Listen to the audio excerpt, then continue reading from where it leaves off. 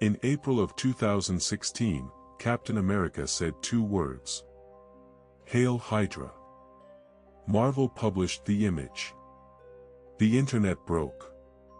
Nick Spencer had been writing Captain America for 3 years before that panel.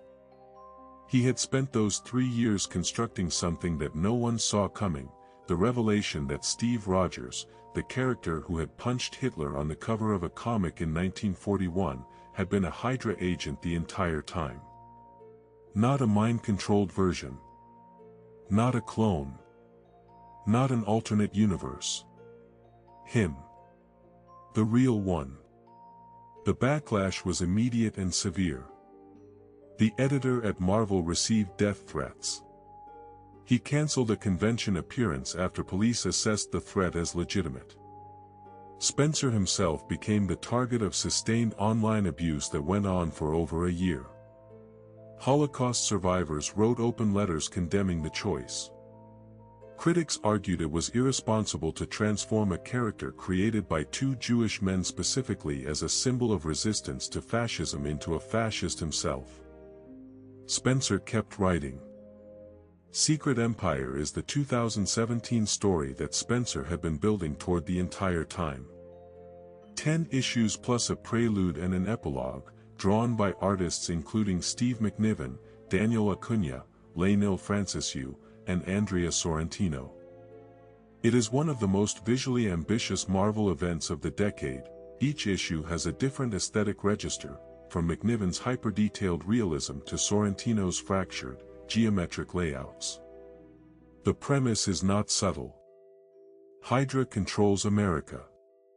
The heroes are scattered. The person they trusted most was the threat all along. What Spencer was actually arguing, and what became clear as the series unfolded, is that this is a story about institutions. About what happens when the symbol you've been told to trust turns out to be compromised. About whether you rebuild, or whether you simply stop believing in symbols altogether. He's on record saying it was always meant to be read as political allegory. The timing, coinciding with a particular moment in American politics, made that intention impossible to ignore. The reader reaction split.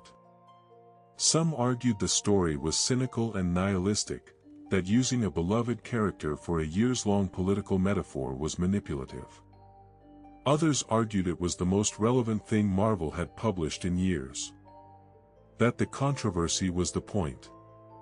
That fiction that doesn't make people uncomfortable isn't doing its job.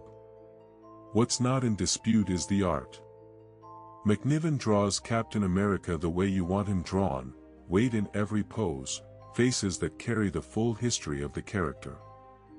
Sorrentino's pages look unlike anything else in mainstream comics. Acuña's color work has a painted quality that gives the story a fable-like distance. As a visual object, Secret Empire is exceptional. The story's legacy is still being argued. There are fans who won't touch it. There are critics who put it in the same category as the best Captain America work ever produced. There are readers who came in hostile and left uncomfortable in the most productive way. Nick Spencer got death threats. He kept writing. That alone tells you something about what he believed this story was for. Secret Empire. 2017, the most controversial thing Marvel published in a decade.